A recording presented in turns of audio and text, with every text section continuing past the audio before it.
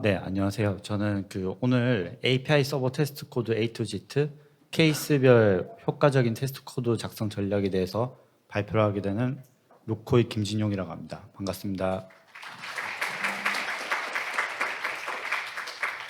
우선 일단 발표하기 앞서서 제가 이 제목을 이제 적어 놓고 나서 좀 걱정이 좀 많았는데요. 일단은 제가 오늘 발표 같은 경우에는 이게 뭔가 정답이다 이런 형태로 발표를 하려고 하는 건 아니고요. 되게 다년간 뭔가 API 서버를 이제 코드를 작성하면서 테스트 코드를 되게 많이 작성하게 됐는데 그 과정에서 이제 제가 경험적으로 느꼈던 점들 그리고 어떻게 작성하면은 테스트 코드를 더 효율적으로 작성할 수 있을지에 대한 경험을 공유하는 그런 발표라고 봐주시면 될 것 같습니다. 발표하기 앞서서 일단 제가 간략하게 제가 어떤 사람인지를 좀 소개를 좀 드려야 될 것 같아서 저는 지금 현재 루코라는 이제 스타트업에서 Acloset 그리고 루코 AI라는 서비스를 개발하고 있는 백엔드 엔지니어고요. 고랭 같은 경우에는 이제 이전 직장에서 처음 시작했었고요. 좀 운이 좋게도 고랭이 그냥 사이드 프로젝트가 아니라 메인 프로젝트로서 이제 서버 API를 개발하는 그런 경험들을 계속 이어가고 있습니다. 현재 회사에서도 고랭 기반으로 API 서버를 계속 개발하고 있습니다. 우선은 제 발표를 어떤 분들이 들으셨으면 하는지에 대해서 좀 정리를 해봤는데요. 우선은 고랭에서 테스트를 위한 도구들은 어떤 것들이 있는지 좀 궁금하신 분들이 들으시면 좋지 않을까 그런 생각을 좀 하고 있고요. API 서버 개발 자체에서 고랭을 써보시진 않았지만 고랭 자체를 한번 도입을 한번 고려해보고 계신 분들이 들으시면 좀 좋은 부분이 있지 않을까 싶고 또 고랭에서 테스트 작성 자체가 뭐 어떻게 하는지도 잘 모르겠고 아니면은 이게 잘 하는 건 맞나에 대해서 좀 고민이 많으신 분들이 이제 제 발표를 들으면서 좀 많은 부분을 좀 얻어 가셨으면 하는 바람이 있습니다. 우선 목차인데요. 크게 봤을 때는 크게 네 가지로 좀 발표를 진행하려고 하는데요. 일단 첫 번째로 들어가기에 앞서서 이제 고랭 테스트 개요에 대해서 좀 간단하게 설명을 드릴 거고요. 두 번째로 테스트를 좀 어렵게 만드는 요소들이 있는데 그 부분들에 대해서 좀 말씀을 드리려고 하고 또 세 번째로 이제 제가 고클린 아키텍처라는 구조를 이용해서 이제 개발을 진행하고 있는데 그 케이스별 테스트 유즈 케이스에 대해서 좀 설명을 드리려고 합니다. 그리고 마지막으로는 테스트를 작성하면서 좀 어려운 부분들이 좀 있는데 그 부분들의 사례에 대해서 간단하게 좀 공유하면서 이런 식으로 풀면은 좀 더 쉽게 풀 수 있다 이런 형태로 좀 발표를 이어갈 것 같습니다. 우선 고랭 테스트 기회인데요. 뭐 앞전에 또 발표도 잘 해주셔가지고 이 부분은 또 다들 아시는 분들 좀 많을 것 같긴 한데 혹시나 이제 모르는 부분들 또 있을 것 같아서 좀 소개를 드리려고 합니다. 고랭 테스트 같은 경우에는 이제 언더바 테스트.go라는 확장자를 가진 파일로 작성이 되고요. 테스트 함수는 프리픽스로 이제 테스트로 시작하고 매개변수로 이제 testing.t라는 타입의 매개변수를 받습니다. 고랭에서는 뭐 많이들 작성해 보셨겠지만 테이블 드리븐 테스팅 패턴으로 많이들 작성을 하고요. 이런 형태로 이제 테스트를 작성하게 되면은 이제 뭔가 코드의 중복도 줄이고 여러 케이스에 대해서 간결하게 좀 빠르게 데이터를 좀 조작하는 형태로 좀 테스트를 작성할 수 있는 이점이 있어서 많이들 테이블 드리븐 테스팅으로 많이 좀 작성을 하시는 편인 것 같습니다. 제가 좀 간단하게 예제 코드를 좀 가지고 와봤는데요. is 서브셋이라는 리스트 1이 리스트 2에 포함이 되냐를 불린 값으로 뱉어내는 그런 간단한 함수인데요. 이 테스트 코드에 대해서 테이블 드리븐으로 테스팅을 작성하게 되면은 이런 형태로 작성할 수 있습니다. 뭐 ID에서는 보통 이제 자동으로 만들어주는 경우도 있고요. 저는 그렇게 선호하진 않아가지고 직접 치는 편인데 저 같은 경우는 보통은 아규먼트 스트럭처를 만들고요. 그리고 이제 순회하면서 뭔가 테스트를 작성하기 위해서 테스트 스트럭처 리스트를 만들고 거기에는 뭐 이름이나 아규먼트나 제가 어떤 원하는 원트나 아니면 에러가 있다면 원트 에러 이런 형태로 이제 작성을 하게 되고 맨 밑에서 이제 포룹을 돌면서 제가 원하는 어떤 결과값이 제대로 나왔는지에 대해서 테스트를 합니다. 제가 이제 앞전에 얘기 드렸던 이제 테이블 드리븐 테스팅 같은 경우는 지금 보시는 주석에 있는 거를 이제 여러 가지 값으로 이제 제어를 하면서 테스트를 할 수 있게 되는데요. 예를 들어서 이런 식으로 작성을 할 수가 있습니다. 일단 위의 케이스는 리스트 1이 리스트 2에 포함되는 예제고요. 두 번째는 이제 리스트 1이 리스트 2에 포함되지 않는 예제로 보실 수가 있습니다. 일단 첫 번째는 A, B, C가 A, B, C, D, E에 포함이 되는지 뭐 당연히 포함되겠죠. 그래서 이제 원트가 true로 해서 반환하는 걸 검증하는 거고요. 그리고 두 번째는 이제 포함되지 않는 그런 케이스를 보실 수가 있습니다. 그래서 원트가 false로 되어 있는 걸 보실 수가 있습니다. 이렇게 하면은 되게 여러 가지 케이스에 대해서 중복적인 코드 없이 그냥 이 케이스 기분만 늘려가는 형태로 해서 다양한 형태로 좀 테스트를 해볼 수 있는 게 이 패턴이 장점인 것 같습니다. 뭐 또 이제 CLI에 대해서 좀 간단하게 적어놨는데요. 뭐 많이들 아실 수 있겠지만 위에서부터 보면은 이제 전체 패키지에 대해서 테스트를 작성한다거나 테스트를 돌린다거나 두 번째는 특정 패키지만 테스트를 돌리고 싶을 때, 그리고 세 번째는 특정 함수만 테스트를 하고 싶을 때, 뭐 이런 경우에 이제 마이너스 런 옵션을 주시면은 특정 함수를 테스트할 수 있고요. 요거 같은 경우에는 이제 정규 편식이 먹어가지고 예를 들면 테스트 이즈 뭐 아스터리스크 같은 형태로 뭔가 작성을 하게 되면은 테스트 이즈를 프리픽스로 가지는 모든 함수에 대해서 테스트를 할 수 있습니다. 그리고 이제 그거에서는 이제 커버리지 관련해서도 좀 기능을 제공을 하고 있는데요. 뭐 지금 네 번째, 다섯 번째 보이시는 것처럼 네 번째 코드에서 커버리지 파일을 아웃풋으로 내뱉을 수 있고 다섯 번째에서 고툴 커버를 이용해 가지고 제가 작성했던 어떤 테스트에 대해서 현재 테스트가 제 메인 코드에 대해서 어떤 커버리지를 가지고 있는지에 대해서 HTML 파일로 이렇게 내보낼 수 있는 역할도 할 수 있습니다. 지금 아까 제가 앞전에 보여드렸던 이즈 서브셋에 대한 예제에 대해서 그냥 커버를 돌려본 건데요. 이런 식으로 저 같은 경우에는 실제로 어떤 테스트 코드를 작성했을 때 항상 이렇게 커버 파일을 돌리고 혹시나 뭔가 놓친 부분은 없나 그런 식으로 좀 많이 체크를 좀 하는 편인 것 같습니다. 다음은 테스트를 어렵게 만드는 요소에 대해서 좀 얘기를 해보려고 하는데요. 일단 어떤 코드가 테스트를 어렵게 만드는가가 사실은 이제 다른 얘기로 하면은 유지보수성, 그러니까 클릭 코드 형태로 뭔가 유지보수하기 좀 어려운 코드들이 대개적으로는 다 테스트하기가 어렵고요. 사실 여기에 있는 것들이 꼭 테스트에 국한된 것들은 아니고요. 대부분은 이제 보통 사람들이 얘기하는 이런 코드는 안 좋다라는 케이스들이 대부분 이제 반대로 또 이제 테스트가 어려운 형태가 될 것 같습니다. 좀 케이스별로 좀 하나하나씩 좀 보여드리면요. 뭐 당연히 이제 여기 결합도와 응집도 관련된 얘기인데 높은 결합도와 그리고 낮은 응집도를 가지는 코드들은 지향해야 되는데요. 뭐 이런 경우에는 좀 테스트 코드 작성하기 어렵습니다.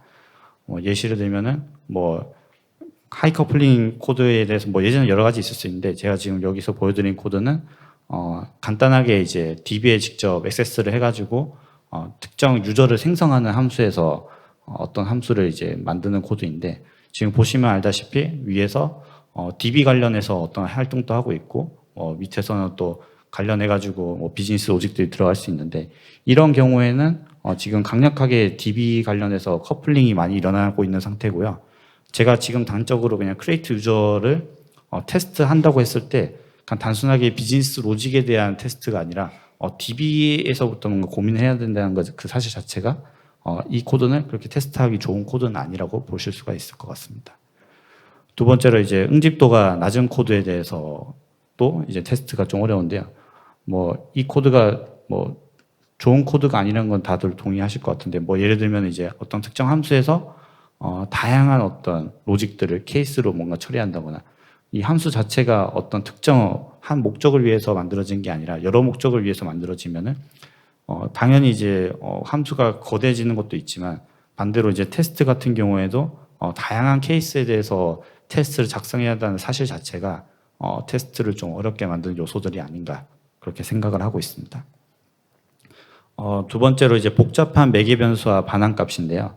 하나의 함수 자체가 이제 매개 변수를 되게 많이 가지고 있고 그런 경우에는 이제 뭐 반대로 얘기하면 이제 테스트를 해야 되는 어떤 케이스도 되게 늘어난다고 볼 수 있는데요. 말 그대로 이제 그 매개 변수가 많이 늘어나면은 검증해야 되고 뭔가 가독성 측면에서도 좀 많이 힘든 부분이 있고 또 반대로 또 이제 반환값 같은 경우에도 뭐 여러 개를 반환한다거나 멀티플 밸류로 반환한다거나 뭐 심플하지가 않으면은 이거 자체를 이제 뭔가 검증하거나 또 리더빌리티 측면에서 좀 가독성이 좀 많이 떨어지는 그런 면이 있습니다. 이 부분 또 테스트를 좀 어렵게 하는 부분이라고 볼 수 있고요. 되게 심플하게 그냥 예제를 보여드리면 그냥 매개변수 자체에서 이거를 뭔가 스트럭처를 묻는 게 아니라 이렇게 여러 개로 이렇게 쭉 늘어놓으면은 막상 테스트 코드 작성하시다 보면은 여기서 뭐 다 필수값인지도 모르겠지만 뭐 필수값이 아닌 것도 있을 수 있고 뭐 이런 경우에는 또 뭐 상황에 따라서 이게 더 늘어나는 경우에는 뭐 보기에도 안 좋고 또 실제 테스트할 때도 고려해야 되는 부분들이 좀 많습니다. 그 리턴하는 경우에도 마찬가지고요. 뭐 단순하게 이제 어떤 특정 유저를 반환하는 게 아니라 뭐 퍼미션도 반환하고 뭐 지금은 이런 간단한 예지지만 뭐 다양하게 뭔가 리턴을 반환할 수 있다고 해가지고 여러 개를 반환하게 되면은 그 각 케이스별로 다 데이터가 잘 반환했는지를 검증해야 되고 그렇기 때문에 요거 자체도 테스트하기 힘든 그런 함수라고 보시면 될 것 같습니다. 세 번째로는 이제 고루틴 그리고 채널에 대한 얘기인데요. 뭐 이제 고랭을 사용하시다 보면은 고루틴이나 이제 채널 같은 경우를 되게 많이 상황에 따라서 활용을 많이 하시게 되는데요. 이게 사실은 이제 테스트 측면에서 좀 넘어오면은 얘네가 좀 골칫거리가 되는데 왜 그러냐면은 테스트가 실행되는 시점하고 고루틴 실행이 완료되는 시점이 다를 수가 있어서 테스트의 결과가 일관되지가 않을 수가 있습니다. 또 이제 채널 같은 경우에는 보통 패턴을 이제 막 메시지를 막 리슨하고 있다거나 뭐 메시지를 채널을 이용해서 전달받는 그런 형태로 이제 블락킹 형태로도 많이 작성을 하시는데요. 이런 경우에도 뭐 유닛 텍스트 관점에서 블락킹 형태의 함수이기 때문에 뭔가 테스트 하는데 좀 어려움이 있을 수가 있습니다. 되게 간단하게 그냥 예제를 만들어 봤는데요. 예를 들어서 지금 보시는 코드와 같이 그냥 call API라는 펑션이 있고 이 함수는 그냥 3초 있다가 그 다음에 어떤 로직을 수행하는 그런 간단한 함수고요.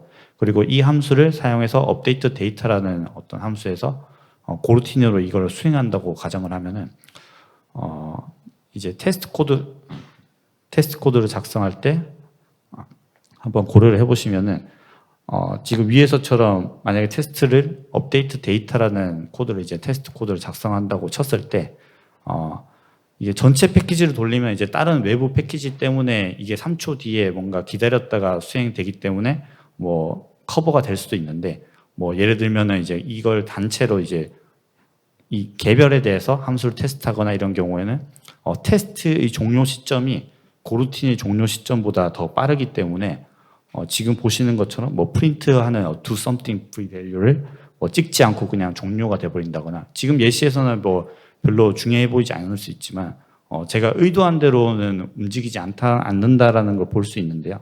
뭐 이런 경우에는 좀 더 많은 고려들이 그러니까 고루틴을 테스트하기 위해서는 더 많은 고려들이 필요하다고 볼 수 있을 것 같습니다.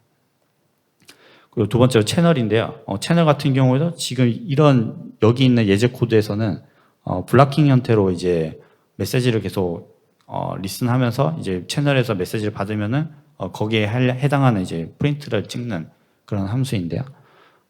요거 같은 경우도 제가 그냥 단순히 유닛 테스트를 작성한다고 쳐보면은 이제 되게 블락킹 형태로 있기 때문에 테스트가 계속 종료되지 않는 그런 현상을 보실 수가 있습니다. 이런 경우에도 테스트를 정말 작성하고 싶다면은 좀 더 많은 고민들이 필요합니다. 다음은 이제 외부 의존성인데요. 뭐 API 서버를 작성하다 보면은 뭐 필연적으로 뭐 DB를 연결한다거나 혹은 뭐 외부 API를 쏜다거나 이런 이제 일들이 빈번하게 있는데요. 외부 리소스나 다른 서비스에 의존하는 코드들이 테스트 코드 시점에서 이제 오게 되면은 이게 제어하기가 어렵기 때문에 원하는 테스트 코드 시나리오를 좀 짜기가 힘듭니다. 뭐 예를 들면은 이제 제가 어떤 DB에 붙어서 테스트 코드를 그때 당시 작성했는데 이제 뭐 예를 들면은 이제 거기에서 데이터의 생성이나 읽기나 이런 것들 이제 변경이 있으면서 그때 당시에는 뭔가 테스트가 잘 통과했는데 시간이 지나면서 뭐 보면 또 테스트가 깨져 있다거나 아니면 반대로 외부 API로 호출하는 그런 코드가 있다고 가정을 했을 때 그때 당시에는 뭔가 잘 응답값을 줬는데 우리가 제어할 수 있는 API가 아니기 때문에 갑자기 거기서 응답값을 바꾼다거나 아니면 원래 원하던 로직대로 안 돌아간다거나 그런 경우에는 이 코드를 테스트 작성을 해놓으면은 거기서 변경이 일어났을 때 당연히 제가 이전에 작성했던 테스트 코드들은 깨지겠죠. 이런 것들이 이제 좀 테스트 코드 작성할 때 좀 어려운 부분들이 있는데요. 이제 코드들을 좀 보면은 간단하게 패치 데이터인데 앞전에 얘기 드렸던 사례에서 그냥 단순히 get해서 그거 관련해 가지고 이제 바인드 해 가지고 읽어서 그냥 반환하는 그런 간단한 함수인데 여기서 이제 전제가 테스트 코드 짤 때 여기서 get으로 이제 호출했던 데이터가 항상 일관된다라는 전제가 있지 않으면은 이 테스트는 작성을 해도 항상 깨질 수밖에 없는 그런 코드라고 보시면 될 것 같습니다. 다음은 이제 전역 상태 관리인데요. 요거는 사실 정말 안티 패턴이긴 한데 뭔가 그렇게 쓰시는 분들도 좀 많이 봤었어가지고 예를 들면은 단순하게 뭔가 의존성 형태로 어떤 걸 주입하는 형태가 아니라 글로벌 밸리어블 형태로 뭔가 전역 변수 형태로 그냥 돌려 쓴다거나 그런 경우에는 마찬가지로 또 이제 테스트를 작성하기가 힘듭니다. 한 개, 두 개 정도는 괜찮은데 프로젝트 전체적으로 다 다양하게 쓰고 있다고 하면은 테스트를 작성할 때 이걸 변경했을 때 사이드 이펙트로 뭔가 영향을 끼칠 수 있는 부분들에 대해서 다 고려를 하고 테스트를 짜야 되고요. 그래서 이런 형태로 만약에 관리를 하고 있다면은 이 경우도 이제 테스트가 좀 많이 어렵다고 보실 수 있을 것 같습니다. 이제 예제에서 그냥 보면은 디버그 모드라는 거를 그냥 자체에서 뭔가 다 돌려 쓰고 있다고 하면은 당시에는 이제 A라는 테스트에서는 이걸 안 건드리고 그냥 그 값만 보고 어떤 로직을 수행한다고 쳤을 때 예를 들면 B 테스트에서는 이걸 뭔가 조작하는 뭔가 로직이 있다거나 사실 이 예제에서는 좀 안 어울릴 수 있긴 하지만 어쨌든 전역적으로 뭔가 참조하거나 이런 경우에는 어떤 데이터에 뭔가 변경이 있다거나 할 때 다른 테스트에 영향을 줄 수 있기 때문에 이런 형태의 코드들도 테스트를 좀 어렵게 한다라고 볼 수 있을 것 같습니다. 그리고 마지막으로 이제 코드 구조화 설계인데요. 사실 이게 제가 오늘 되게 핵심적으로 하고 싶은 말인데, 사실 앞전에 있던 거는 이제 개별적으로 이제 함수마다 그냥 고려해야 되는 어떤 좀 미시적인 약간 형태로 뭔가 고려해야 되는 것들이고, 사실은 이런 것들이 잘 돼 있다 하더라도 이제 코드 구조라던가 이제 설계 자체에서 이런 테스트에 대한 어떤 테스트를 잘 짤 수 있는 구조라든가 어떤 이해가 충분히 없이는 프로젝트가 커지면 커질수록 테스트를 작성하는 게 되게 어려워집니다. 그래서 제가 뒤에 언급 드리긴 할 건데 저 같은 경우에는 좀 많은 시행착오가 있긴 했었거든요. 이제 API 서버를 대부분 개발하는 형태가 많았는데 요즘은 이제 그래서 최근에는 이제 여기 보이시는 것처럼 API 서버를 만약에 설계한다면은 프로젝트 구조는 고클린 아키텍처라는 프로젝트 구조를 좀 참고하시는 것을 추천드립니다. 다음 장표에서 좀 말씀드리겠습니다. 일단 여기서 고랭 가지고 이제 프로젝트 진행하시는 분들이 아마 많을 거라고 생각을 하는데요. 고랭은 사실 어떤 강제하는 게 없잖아요. 그러다 보니까 사실 프로젝트 구조도 되게 천차만별이고 어떤 게 정답이다 아니면 어떤 게 안 좋다라고 하기에도 조금 애매한 부분들이 있는 것 같습니다. 저 같은 경우에도 처음에 고랭을 시작할 때 다른 오픈 소스에서는 어떻게 하나라고 막 되게 많이 뒤져봤던 시절이 있었는데 사실 다 달라서 뭘 참조해야 될지 잘 모르겠더라고요. 그래서 조금 몇 개를 찾아봤는데 일반적으로 고랭에서는 이런 형태들이 있는 것 같아요. 예를 들면 이제 플랫 스트럭처 형태로 해서 그냥 루트 파일에 그냥 고랭 파일들이 다 나열이 되어 있습니다. 이 좋은지는 솔직히 잘 모르겠는데 오픈 소스들 보면은 이런 형태로 이제 고랭 프로젝트를 좀 관리하시는 프로젝트들도 좀 있고요. 다른 데서는 이제 또 이제 모듈라이제이션해서 어떤 모듈화해서 본인들이 어떤 의미 있는 단위로 이제 폴더링을 해서 관리하는 그런 형태도 좀 보이고요. 저기 적어놓은 이제 고 스탠다드 프로젝트 같은 경우에는 아시는 분들도 있는데 이런 것들이 되게 많다 보니까 이제 각각의 고랭에서 프로젝트를 시작할 때 어떤 폴더는 어떤 용도로 뭔가 사용해라 이런 형태로 뭔가 쭉 나열해놓은 이제 GitHub 프로젝트가 있는데요. 한번 참조해 보시면 좋을 것 같습니다. 뭐 거기 가면은 뭐 예를 들면 뭐 인터널은 뭐 어떻게 써야 되고 뭐 패키지는 어떻게 써야 되고 뭐 이런 것들에 대한 좀 나열이 있습니다. 그거 외에 사실은 제가 되게 많이 다양한 케이스에서 봤던 예제는 결국엔 그냥 적당히 상황에 맞게 알아서 그냥 다들 작성하시는 것 같습니다. 저 같은 경우에도 사실은 그렇게 진행을 했었고요.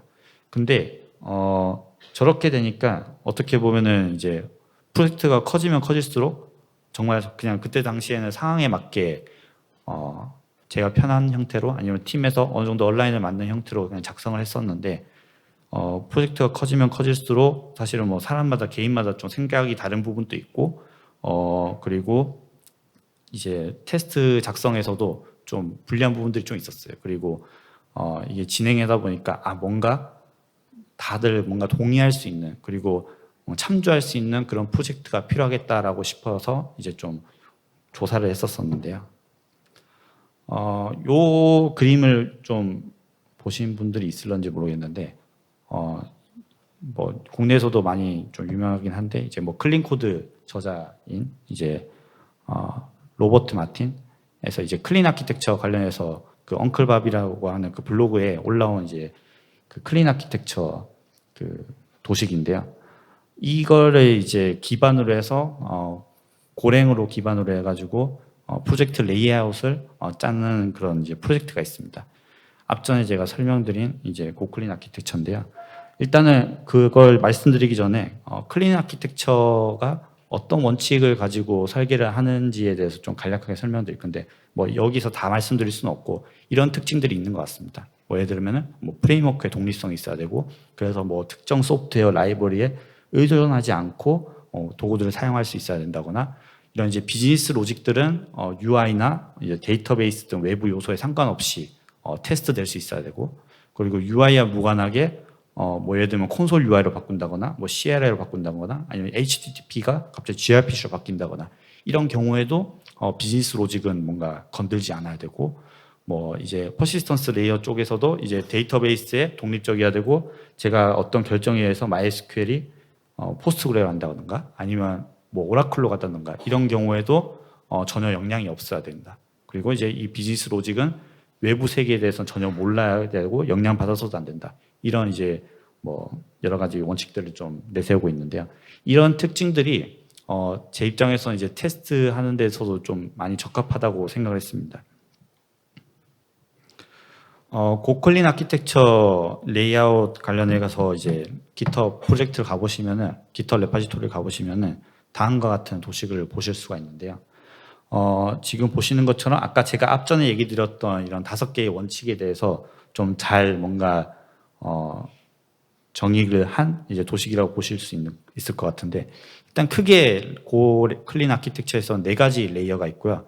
그래서 이제 뭐 용어는 조금씩 다른데 레파지토리, 뭐 유즈 케이스, 뭐 딜리버리, 도메인, 뭐 여기 슬래시 있는 거는 보통 이제 뭐 상황에 따라서 좀 용어를 좀 다르게 할 수 있고요. 핵심은 이런 이제 하살표 형태로 의존성을 가진다는 거고 지금 뒷단에 왼쪽 차단하고 우단에 보면은 이제 아까 얘기 드렸던 것처럼 어떤 DB의 종속성이 없다거나 그리고 오른쪽에 보면 어떤 UI 이제 노출 데이터를 전달하는 과정에서 이게 뭐 CLI가 됐든 웹이 됐든 지금 가운데 있는 유즈 케이스에서는 아무 영향을 받지 않는 그런 구조로 짜여져 있는 그 프로젝트 레이아웃을 제안합니다. 각 레이어에 대해서 조금 더 자세하게 설명을 드리면요. 아까 제가 4개가 있다고 했는데 차례대로 좀 설명드리면 레파지토리 레이어 같은 경우에는 보통 API 서버에서나 오늘 퍼시스턴스 혹은 이제 외부 앱을 연결하는 역할을 하고요. 대표적으로는 DB 등이 있을 수 있고 혹은 이제 외부 API에서 호출해서 데이터를 가져오는 부분이 있다면 다 이 레파지토리 레이어의 영역에 좀 해당된다고 볼 수 있고요. 유즈 케이스는 뭐 앞전 그림처럼 지금 이제 유즈 케이스는 이제 레파지토리와 딜리버리 연결하는 레이어 객체인데 이제 여기 같은 경우는 이제 비즈니스 로직을 보통은 이곳에 수행하게 되고요. 로직 같은 경우에는 이제 레파지토리 인터페이스를 필요에 따라 사용해서 이런 로직들을 구현한다고 보시면 될 것 같습니다. 다음은 이제 딜리버리 같은 경우에는 뭐 앞전에 보셨던 이제 HTTP나 gRPC나 뭐 UI 뭐 관련해 가지고 이제 프레젠테이션 역할을 담당하고 있는 레이어고, 뭐 데이터 전달하거나 아니면 데이터를 받아서 바인딩한다거나 그런 이제 역할을 하는 레이어라고 보실 수 있고, 도메인의 경우에는 이 모든 레이어에서 사용이 되고 레이어별로 사용되는 이제 인터페이스라든가 스트럭트들을 여기다가 다 모아둡니다. 그리고 요거는 이제 제가 고랭 프로젝트를 하다 보니까 좀 느낀 건데, 보통은 인터페이스 같은 경우에 한 패키지에 다 몰라져 있으면 몰아져 있을수록 되게 장점들이 많더라고요. 뭐 여기서 그걸 지향하고 있는 것 같은데, 뭐 하다 보면 저희가 프로젝트가 복잡하다 보면 뭐 사이클 임포트 문제도 있고 여러 있잖아요. 근데 이제 이게 뭔가 인터페이스로 좀 넓게 뭔가 결합성을 좀 가져가지고 하다 보면은 사이클 임포트 문제도 좀 자연스럽게 좀 해결되는 문제도 있고, 그래서 좀 되게 좋았던 것 같습니다. 그래서 아까 왼쪽에 있던 게 이제 엉클 블로그에 있는 이제 클린 아키텍처 도식이고, 이거를 고클린 아키텍처 기준으로 좀 제가 좀 재해석해가지고 그림을 그려봤습니다. 그래서 이제 위에서부터 딜리버리 유즈 케이스, 레파지토리, 도메인이 있고요. 이 레이어는 상위 레이어는 하위 레이어를 참조를 할 수 있는데요. 하위 레이어는 상위 레이어에 대해서 알지도 모르고 뭐 참조할 수 없습니다. 그래서 아까 얘기 드렸던 것처럼 뭐 비즈니스 로직 관련해서 지금 처리하는 게 유즈 케이스인데, 유즈 케이스 같은 경우에는 뭐 외부 세계에서 뭐 아무 관심이 없다는 게 이 레이어를 두고 약간 좀 해석해 보시면 좋지 않을까 그런 생각을 하고 있습니다. 다음은 이제 뭐 이렇게 말로 설명드리면 그래서 이제 프로젝트 구조는 어떻게 짜는 건데라고 얘기를 할까봐 이제 제가 좀 간단하게 거기 고클린 아키텍처에서 샘플로 이제 이그젠플로 작성했던 코드들을 좀 가지고 와봤는데요. 일단은 보시는 것처럼 이렇게 좀 나눠져 있어요. 지금 보시면은 크게 이제 아티클과 어서에 대한 도메인에 대해서 고클린 아키텍처를 이제 적용한 예제고요. 딜리버리와 레파지토리는 구체적으로 어떻게 데이터를 가져오는지 내보내는지에 대해서 좀 명시가 되어 있습니다. 지금 보시면은 여기 딜리버리에 보시면은 여기 이제 HTTP라고 한번 감싸져 있는 걸 보실 수 있고요. 그래서 여기는 HTTP로 나가는 어떤 데이터가 나가는 형태로 하는 이제 딜리버리 레이어라고 보실 수 있고, 밑에는 보시는 것처럼 MySQL을 쓰고 있죠. 이런 형태로 폴더링하는 구조를 좀 가집니다.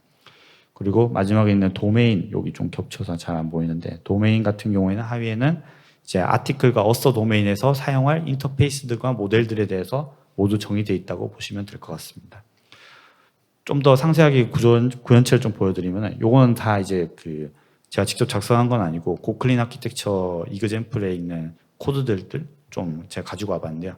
지금 보여드리는 건 이제 도메인 파일인데, 보시는 것처럼 이제 아티클 유즈 케이스와 아티클 레파지토리 인터페이스가 이 파일에 있는 걸 보실 수가 있고요. 그리고 다음은 아티클이 아니라 어서 관련해 가지고 도메인 코드를 좀 보실 수 있을 것 같습니다. 여기 보면 어서 같은 경우는 그냥 레파지토리만 가지고 있기 때문에 레파지토리 인터페이스만 가지고 있고요. 뭐 관련된 모델들이나 이런 것들도 다 도메인에 있을 수 있습니다. 다음은 이제 레파지토리 레이어인데, 레파지토리 레이어 같은 경우에는 아까 얘기 드렸듯이 이제 뭐 DB라든가 혹은 외부 API를 직접 참조하거나 하는 레이어인데, 지금 보시는 것처럼 이제 DB 관련해서 의존성을 가지고 있고, 직접 뭔가 여기 보시면은 MySQL 아까 방금 이제 하고 있기 때문에 이런 식으로 프리픽스 MySQL을 붙여놓는 거고요. 뭐 이런 것들은 사실은 뭐 강제하는 건 아니고 그냥 상황에 따라서 그냥 하면 될 것 같습니다. 그래서 핵심은 레파지토리에서는 특정 이제 MySQL이 됐든 아니면 포스트그레가 됐든 몽고디비가 됐든 관련된 데이터를 한번 이제 전달하는 레이어 객체고, 이런 식으로 의존성을 가지고 있고요. 두 번째로 이제 유즈 케이스 같은 경우에는 아까 도식에 있었던 것처럼 레파지토리를 의존을 받고요.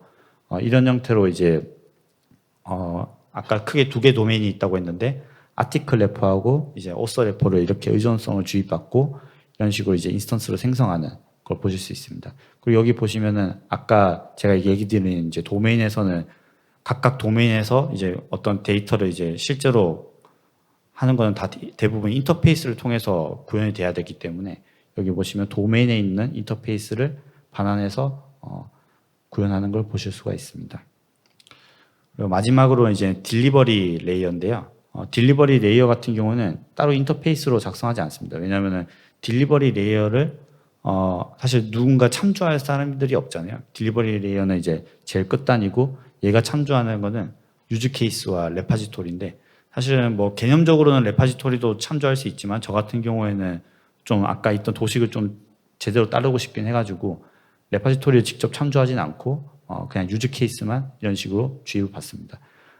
레파지토리에 참조하게 되면 필연적으로 이 딜리버리 레이어에서 또 어떤 로직이나 이런 것들이 복잡하게 들어가서 딜리버리 레이어에서는 말 그대로 아까 처음에 얘기 드린 것처럼 데이터를 뭐 바인딩 한다거나 제대로 전달받아서 제가 원하는 형태로 뭐 HTTP가 됐던 뭐 gRPC가 됐던 뭐 형태로 이제 잘 내보낼 수 있는 그런 역할에 좀 집중하기 위해서 최대한 뭔가 불필요한 로직들을 안 넣으려고 하고 있습니다.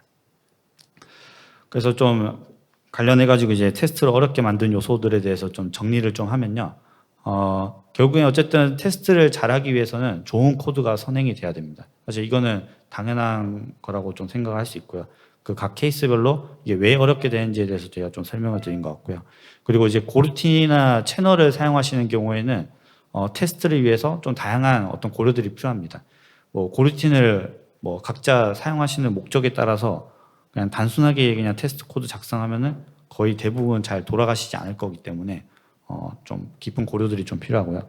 관련해 가지고는 제가 다 커버할 수는 없겠지만 어떤 사례에 대해서 이제 관련해서 앞전에 말씀드렸던 사례에 대해서 어떻게 테스트할 수 있는지 뒤에서 좀 설명드릴 예정이고요.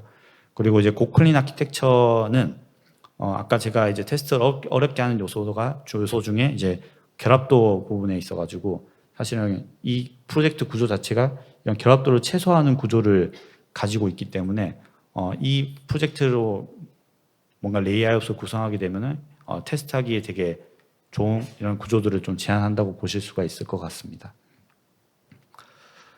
다음은 이제 이런 고클린 아키텍처 기반으로 이제 각 레이어별로 어떤 테스트에 있어서 어떤 걸 목적으로 해야 되는지 그리고 테스트를 위한 도구들은 어떤 게 있는지에 대해서 좀 설명을 드릴까 합니다. 우선 레파지토리인데요. 레파지토리 같은 경우에는 뭐 좀 반복 설명하는 거긴 하지만 이제 뭐 데이터베이스 직접 접근한다거나 아니면 뭐 데이터를 뭐 외부 API에서 데이터를 패치해 온다거나 어쨌든 데이터를 전달하고 가져오는 객체를 레이어라고 볼 수 있는데요. 뭐 대부분의 경우에는 뭐 DB가 많겠죠. 그렇기 때문에 이제 데이터 관련해서 이제 테스트 코드 작성할 때 뭐 CRUD가 잘 돼 있는지 뭐 그런 것들을 좀 점검할 필요가 있고요. 그리고 모든 테스트들은 이제 레파지토리 특성상 외부 의존성을 이제 가지고 있기 때문에 테스트별 시나리오에서 데이터의 일관성을 좀 유지하기 위한 그런 노력들이 좀 필요합니다. 뭐 아까 예를 들었던 것처럼 뭐 DB에 직접 접근해서 테스트 작성하면은 뭐 상황에 따라서는 또 그 일관성을 좀 유지할 수 없기 때문에 그런 사전 작업들이 좀 필요합니다. 그래서 이제 제가 제안드리는 이제 외부 의존성을 대처하는 방법들에 대해서 좀 얘기를 드리려고 하는데요. 크게는 세 가지 영역이 있습니다. 일단 도커랑 인메모리 데이터베이스랑 모킹 이런 형태로 이제 이 레파지토리에서 어렵게 느끼는 이제 외부 의존성에 대해서 대처하는 방법들에 대해서 도구에 대해서 좀 설명드리려고 하는데요. 일단 도커 같은 경우에는 뭐 실제로 이런 형태로 하시는 분들도 많이 있는 걸로 알고 있는데요. 뭐 테스트 수행 전에 뭐 도커를 이제 로컬에서 띄우고 해당 컨테이너를 바라보고 테스트를 진행을 합니다. 그리고 이런 경우에도 마찬가지로 뭐 데이터의 일관성을 보장하고 싶다면은 뭐 사전에 준비한 어떤 테스트 세트를 뭔가 다 밀어 넣는다거나 뭐 이런 형식으로 뭔가 테스트가 끝나면은 뭐 한 번 더 클린업 작업을 해준다거나 그런 형태로 이제 데이터의 일관성을 좀 보장해 줄 필요가 있습니다. 그래서 이제 요거 관련해서는 저 같은 경우는 예전에는 좀 직접 작성한 적도 있고 라이브러리를 썼던 적도 있는데 이런 라이브들이 고랭 프로젝트에 있고요. 뭐 각각의 성격에 따라서 좀 비슷하긴 한데 저 같은 경우는 밑에 있는 테스트 컨테이너스 쪽 고를 사용을 했었습니다. 그래서 예제 코드를 보여드리기 전에 이거를 좀 설명하고 뭔가 짚는 게 나을 것 같아서 뭐 요거 같은 경우는 이제 테스트 메인이라고 해서 이제 뭐 테스트 스위트를 제어하거나 설정하는 데 사용한 특별한 함수인데요. 모든 테스트가 실행되기 전에 이 함수가 수행이 되고 테스트가 끝난 후에 뭐 필요한 설정이나 정리 작업들을 이 함수를 통해서 작성할 수가 있습니다. 꼭 이렇게 이제 기본이 아니더라도 뭐 이런 테스트 스위트를 제공해주는 그런 외부 이제 라이브러리들이 많은데요. 그거는 한번 참조해 보시면 좋을 것 같습니다. 그래서 이걸 사용해서 아까 얘기 드렸던 이제 테스트 컨테이너스.go라는 이 패키지를 활용해서 작성한 예제 코드인데요. 이런 형식으로 만약에 작성하게 되면은 제가 예를 들어서 뭐 DB에 데이터를 집어넣고 그게 잘 조회되는지를 뭔가 그 테스트를 짜고 싶다고 하면은 이 테스트를 짜고 이제 제가 바라보는 호스트를 제가 로컬 도커에 띄웠던 요 호스트로 바라보게 되면은 우선은 뭐 제 그 로컬 환경에서 독립적인 어떤 테스트 환경을 좀 만들 수 있고요. 뭐 요거는 통합 테스트 관점에서도 아니면 나중에 뭐 GitHub 액션을 이용해서 뭐 테스트 커버리지를 계산한다거나 그런 때에도 좀 쓸 수 있고요. 그래가지고 뭔가 이제 여기서 테스트 수행하기 전에 이런 식으로 띄워서 코드를 작성할 수가 있습니다. 그리고 두 번째로는 이제 인메모리 데이터베이스인데요. 앞전에 이제 도커로 뭔가 라이브러리 이용해서 실제로 띄우는 방식이라고 하면은 인메모리 방식은 이제 스톱 형태로 원래 사용하는 이제 드라이브를 인메모리로 구현된 인터페이스로 대체하는 형태로 작성이 대부분들 다 되어 있고요. 대신 되게 다 비슷한데요. 조금 단점이 있다고 하면 제가 사용을 해봤는데 도커에 비해서는 좀 제대로 관리되고 운영되는 개수가 좀 적습니다.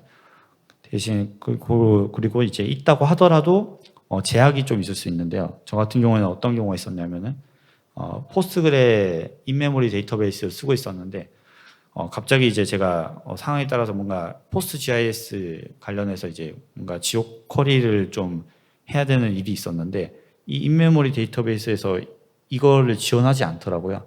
그래가지고 이게 문제가 있었던 그런 기억이 있습니다. 뭐 그런 경우에는 제가 이거를 또 한 번 더 말아서 이 라이브를 뭔가 또 넣어주고 뭐 그런 일들을 했었어야 했는데요. 뭐 이런 게 조금 불편하다고 하면은 그냥 차라리 그냥 도커를 사용하시는 게 좀 마음 편할 수 있습니다. 왜냐하면 도커는 계속 업데이트가 되잖아요. 그리고 필요한 경우에는 본인이 직접 말아서 할 수도 있는 거고.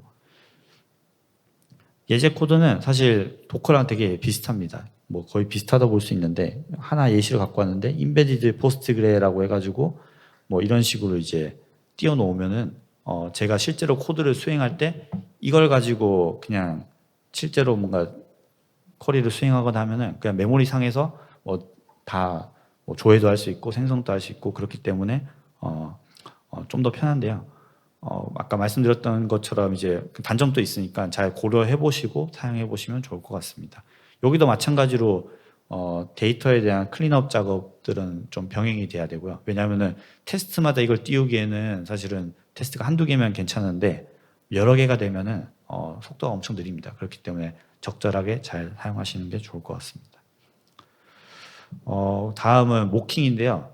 앞전에 있었던 거는 이제 제가 DB 관련해서 좀 설명을 드렸고, 뭐 DB도 사실 모킹을 할 수 있고, 또 반대로 뭐 레파지토리 레이어에서는 DB뿐만 아니라 앞전에 있었던 이제 외부 API를 호출한다거나 그런 형태로도 쓸 수 있어서 그거에 대한 이제 좀 예시를 좀 보여드리려고 합니다. 첫 번째 예시는 HTTP 목인데요. 뭐 예를 들면 지금 예제 코드와 같이 제가 뭐 api.mybiz.com 아티클스에 대한 get API를 호출했을 때 뭐 어떤 응답값을 받고 뭐 그거에 대해서 뭔가 처리하는 어떤 로직이 있다고 쳤을 때 뭐 제가 얘기 드린 것처럼 계속 그 일관성을 보장할 수가 없습니다. 그렇기 때문에 약간 불안한 거죠. 어떻게 보면 뭐 그럴 일은 많이 자주 발생하진 않겠지만 항상 이 테스트의 일관성 측면에서는 제어가 안 된다는 것은 되게 불안한 요소들이 많다는 건데요. 지금 보시는 것처럼 HTTP 목을 이용해서 액티베이트를 해서 뭔가 저런 주소로 만약에 들어오면은 아래에 있는 저런 응답값으로 뱉어라 라는 어떤 모킹을 할 수가 있습니다. 그러면은 제가 아까 얘기 드린 어떤 데이터 일관성 측면에서도 일관된 어떤 결과값을 반환할 수 있고요. 근데 이게 뭐 상황에 따라서는 좀 적절하지 않을 수 있습니다. 왜냐하면 결국엔 이렇게 한다는 것 자체가 정말로 API가 바뀌었는데 그거를 이제 인지 못하는 어떤 그런 이제 뭔가 주객이 전도되는 그런 일들도 있을 수 있어서요. 요거는 이제 상황에 따라서 나는 그런 건 잘 모르겠고 이제 테스트의 일관성이 더 중요하다라고 하시면은 이걸 고려해 볼 수 있는 거고 아니다 나는 뭐 무슨 소리냐 그냥 테스트 깨지는 게 맞지라고 생각하시면은 그냥 직접 부르시는 게 더 나을 것 같습니다. 다음은 이제 SQL 목인데요. 아까 제가 보여드린 예제는 그냥 직접 뭔가 도커나 인메모리 데이터베이스를 이용해서 직접 수행한 결과고, 요거 같은 경우에는 SQL 목이라고 해서 데이터 독에서 만든 이제 고랭 라이브러리가 있는데, 실제로 어떤 RDB에서 이제 쿼리를 수행하거나 했을 때 어떤 식으로 뭔가 쿼리가 수행됐고, 뭐 매개 변수 어떻게 넘겼고, 이제 쿼리 단에서 이제 뭔가 검증할 수 있는 그런 목 라이브러리인데요.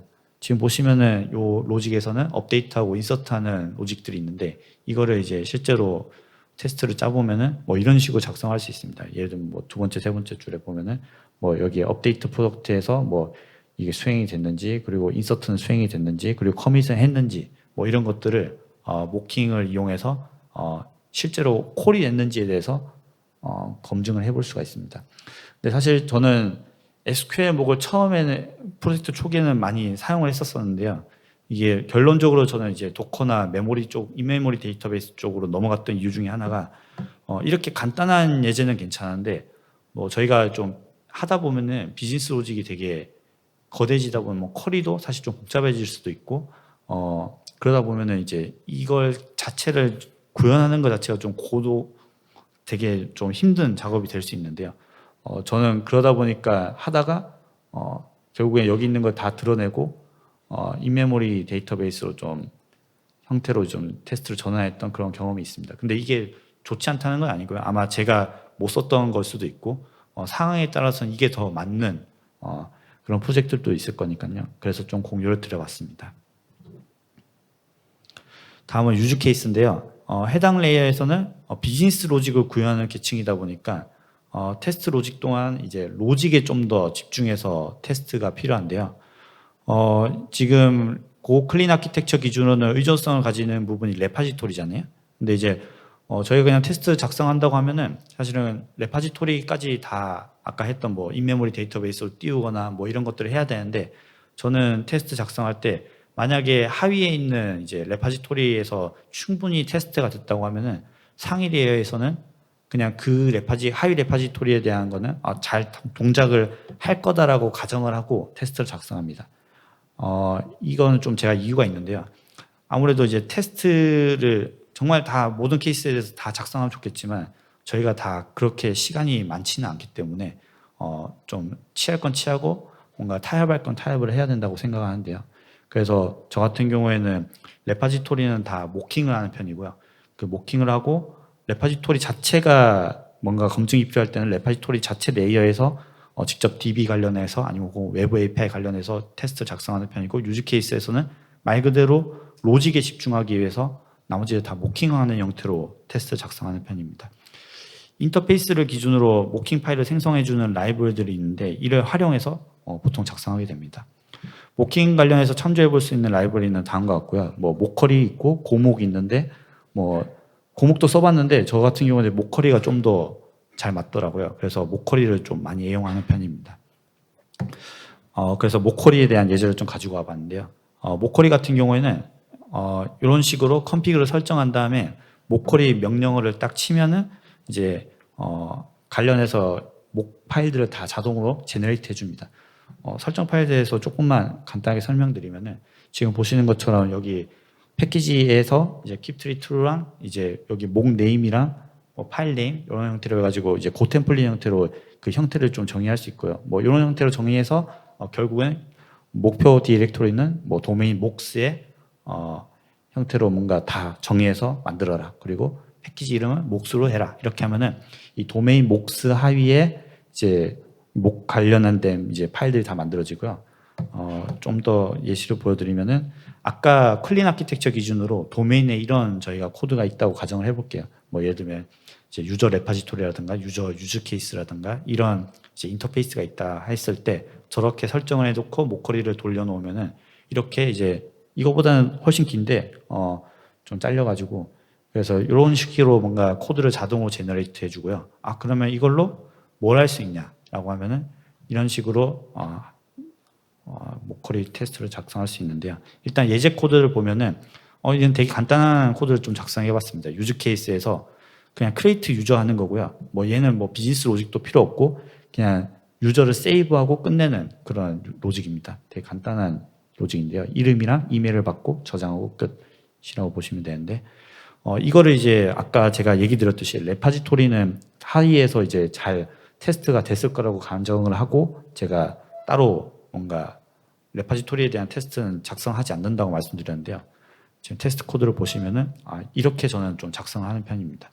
조금 특이한 게 테스트의 엘리멘트에서 지금 목 유저 레파지토리라고 작성된 게 있는데요. 요거 같은 경우에는 지금 포문에 보시면은 이런 형태로 실제로 레파지토리가 아니라 저 같은 경우는 이제 테이블 드리븐 형태로 많이 작성을 하기 때문에 여기 보시면은 목 유저 레파지토리라는 이제 목 커리를 이용한 어떤 객체를 주입을 하고요. 여기 기본 형태에서는 보면은 이런 형태로 제가 정의를 합니다. 지금 위에 보시면은 위에는 사실 아까 얘기 드렸던 것처럼 이제 아규먼트라는 이름을 받고 그리고 목 유저 레파지토리라고 해서 목커리로 제가 정의한 레파지토리를 도메인 유저 레파지토리 인터페이스로 이렇게 반환을 합니다. 지금 보시면은 목커리에서는 이런 식으로 on으로 한 다음에 제가 모킹하고 싶은 함수 이름을 첫 번째로 주고요. 그리고 두 번째로는 그 함수가 받는 이제 그 매개 변수들에 대해서 이제 가변 인자로 받을 수가 있습니다. 지금 보시면 도메인 유저를 받는 형태로 되어 있는데요. 만약에 지금 이름이랑 이메일이 존도랑 gopo.gmail.com으로 안 들어오게 하면은 모킹에서 이제 에러를 뱉고요. 그리고 이제 리턴은 제가 리 값을 반환하기를 이제 기대를 하고 있고요. 리 값을 반환하게 해놓고 그리고 한 번 불렀냐를 정의하는 코드로 보실 수 있을 것 같습니다. 이런 형태로 하면은 이제 모킹 자체에서 유즈 케이스에서 이제 할 때 좀 더 비즈니스 로직에 좀 더 집중을 할 수 있고요. 그리고 불필요하게 레파지토리를 또 반복해서 뭔가 테스트하는 거에 대한 어떤 그런 것들에 대해서도 좀 도움이 될 것 같습니다. 그리고 제가 앞서 좀 뭔가 자세하게 설명 안 드렸는데 모커리 관련해서는 이거 말고도 되게 다양한 어떤 기능들이 많거든요. 그래서 한번 이 시간 이후에 한번 잘 찾아서 활용해 보시면 좋은 부분들이 많을 거라고 생각을 하고 있습니다. 마지막으로 이제 딜리버리 레이어인데요. 딜리버리 같은 경우에는 테스트를 할 때 사실은 조금 의존성이 있는 게 어떤 프레임워크를 사용했냐에 따라서 테스트하는 방식이 좀 달라질 수 있습니다. 여기서 제가 예시로 드는 거는 이제 HTTP 서버니까 예를 들면 진을 쓴다, 에코를 쓴다, 파이버를 쓴다에 따라서 그 웹 프레임워크에서 자체적으로 제공하는 테스트를 사용할 수가 있거든요. 그래서 거기에 따라 좀 달라질 것 같고요. 대신 이제 목적은 저 같은 경우에는 외부에서 올바른 요청이 들어왔는지를 확인하고요. 그리고 유즈 케이스 레이어와 올바르게 통신하고 있는지, 그리고 실제로 이제 프레젠테이션 영역에 해당하기 때문에 이 데이터를 외부로 잘 반환하는지에 대해서 테스트를 하고 검증을 합니다. 웹 프레임워크는 이런 것들 참조해 볼 수 있고요. 일단 코드를 보면은 저는 이제 예시를 에코로 들었는데, 에코에서 지금 보시는 것처럼 이제 유즈 케이스를 이제 의존성을 받고, 그냥 코드는 간단합니다. 그냥 리퀘스트를 받아서 그냥 바인드하고 유즈 케이스에서 호출하고 이제 제가 원하는 어떤 HTTP 응답값과 리스폰스를 뱉는 그런 간단한 코드인데요. 이제 테스트 코드를 보면은 여러 가지 이제 요거는 이제 지금 케이스는 에코에서 제한하는 방식으로 이제 테스트를 하는 건데요. 지금 보시면은 관련해 가지고 어떤 식으로 뭔가 호출이 됐고 헤더는 뭐고 그리고 리퀘스트 관련해서는 어떤 형태로 뭔가 들어올 수 있고 그리고 실제로 유즈 케이스를 호출하기 때문에 아까 얘기 드린 것처럼 이제 크리에이트 유저를 할 수 있고요. 그리고 여기 목 애니띵이라는 게 있는데 아시는 분도 계시겠지만 이런 경우에는 뭘로 들어와도 그냥 패스하겠다는 얘기입니다. 예를 들면 보통은 이제 저희가 고랭하면 보통은 첫 번째 인자에 컨텍스트를 많이 넣잖아요. 컨텍스트고 그리고 두 번째는 보통 매개 변수 넣는데 지금 예제는 모킹하는 걸 좀 목 애니띵에 대한 예제를 보여드리고 싶어서 이렇게 그냥 패스를 넘겼고요. 그리고 마지막으로 밑에 보시면은 내가 어떤 응답값을 반환하고 그리고 제가 유즈 케이스에서 받았던 어떤 응답값에 대해서 잘 반환하는지에 대해서 정의해서 뭔가 비교하는 그런 형태의 테스트 코드라고 보시면 될 것 같습니다. 그래서 좀 정리를 하면요. 이제 클린 아키텍처에서의 테스트는 레이어별로 집중해야 되는 테스트의 목적이 좀 다르다고 볼 수가 있고요.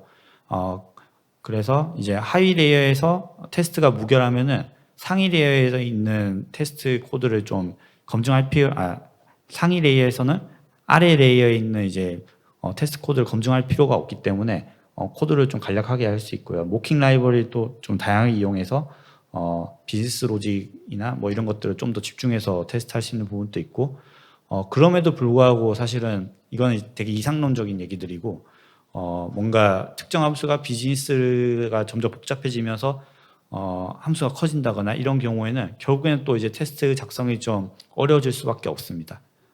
예를 들면 이제 다수의 모킹을 작성해야 한다거나 그냥 의존성 자체가 너무 복잡해져 가지고, 그러면 뭐 저희가 많이 해볼 수 있는 선택으로는 이제 뭐 함수를 찢는다거나 아니면 좀 더 뭔가 모듈 단위로 잘 도메인별로 잘 찢어 가지고 코드를 작성할 수 있겠죠.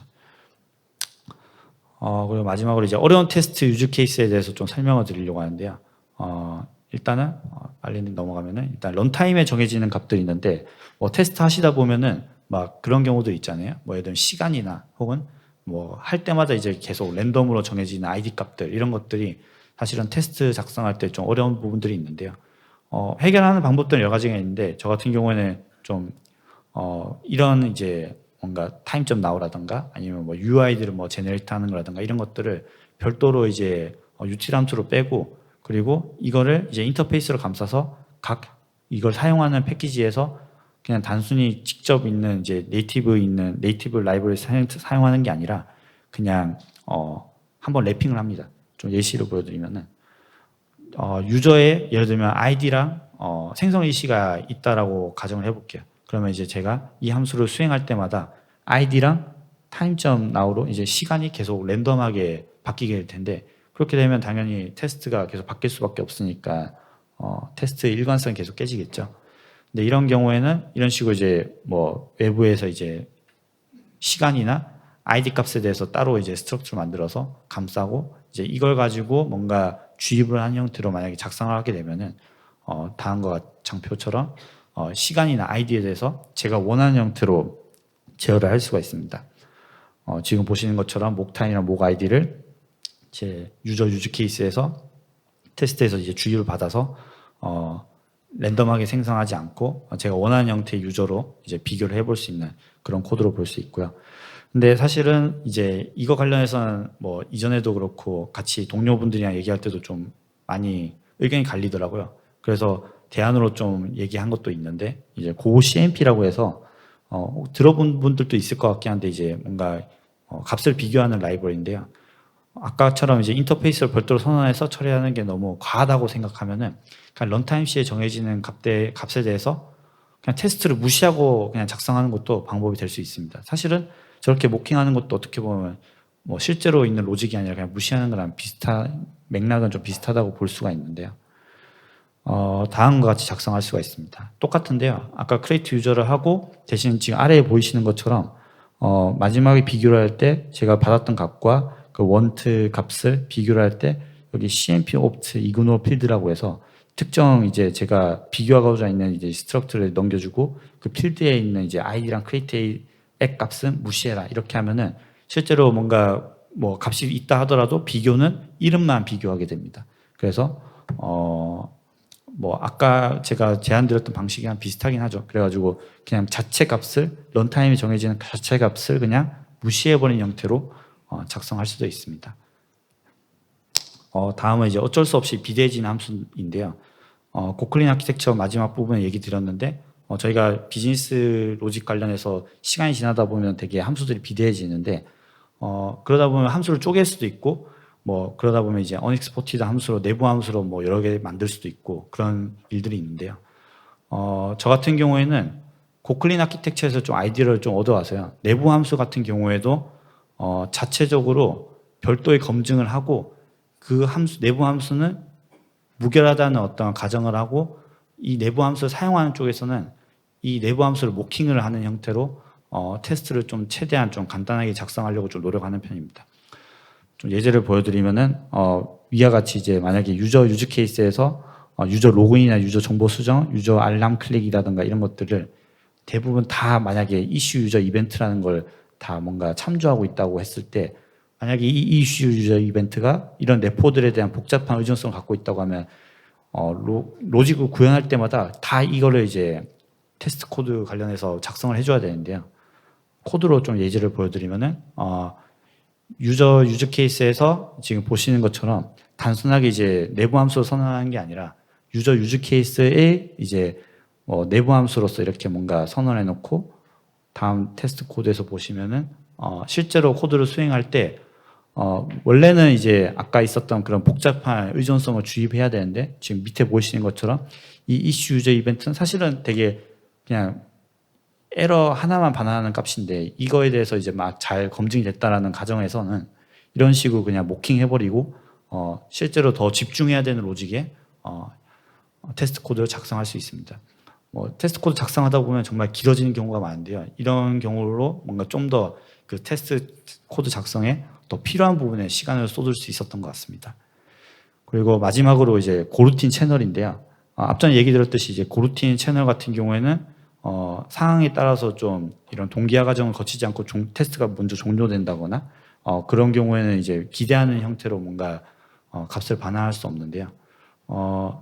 이건 다 어떤 딱 하나만 예시 들어서 모든 걸 해결할 수 없지만 저 같은 경우에는 보통 이런 식으로 많이들 작성합니다. 예를 들어서 고루틴이 있으면은 무조건 채널을 반환을 하는데요. 이렇게 되면 어떤 것들을 할 수 있냐면은 아까 처음에 보여드렸던 예제는 사실은 테스트 코드가 이게 다 수행이 되기 전에 테스트 코드가 그냥 종료가 돼버리지만 이렇게 되면은 애초에 채널에서 제가 리턴 값으로 채널 값을 받기 때문에 이거 관련해서는 제가 종료를 할지 혹은 기다리고 원하는 값을 받을지에 대해서 검증을 할 수 있기 때문에 그거에 대한 제어를 할 수 있는 장점이 있고요. 또 반대로 이제 채널 같은 경우에도 리턴 값으로 이 채널에 대한 이런 채널을 이제 반환을 하면은 이거 관련해서도 이제 블락킹한 형태로 있다 하더라도 이제 이거를 적정한 어떤 로직에 따라서 뭔가 이런 세 개의 로직이 다 수행이 된 다음에 리절트 채널을 뭔가 반환해가지고 여기 밑에서 그냥 종료해 버린다든가 이런 형태로 고루틴 또 같은 경우에도 좀 제어를 할 수 있을 것 같습니다. 그래서 좀 마지막으로 좀 정리를 해보면은 런타임 시 정해지는 값들에 대해서는 이렇게 별도 스트럭처나 인터페이스를 활용하면은 좀 제어를 할 수 있고요. 모든 값을 테스트할 필요가 없다면 고 CMP 라이브러리를 이용해가지고 이그노어 필드 옵션을 이용해서 좀 적절하게 활용해 볼 수가 있을 것 같고 구현체가 너무 커지면 내부 함수를 모킹하는 형태로도 이제 이 테스트 자체의 크기를 좀 줄일 수 있는 그런 방법들이 있고요. 그리고 고루틴이나 연관된 고루틴 관련 이제 테스트 같은 경우에는 고루틴 로직에서 이제 연관된 채널 값을 이제 반환을 하면은 이 채널 값을 가지고 이 고루틴을 제어할 수 있기 때문에 테스트를 작성하는데 더 수월할 수가 있습니다. 예, 그 시간 조절을 좀 잘 했었어야 되는데 마지막에 좀 급하게 하느라 좀 확 뭔가 하는 경우가 좀 있네요. 일단은 제가 오늘 발표드린 내용을 여기까지로 마치겠습니다. 예, 감사합니다.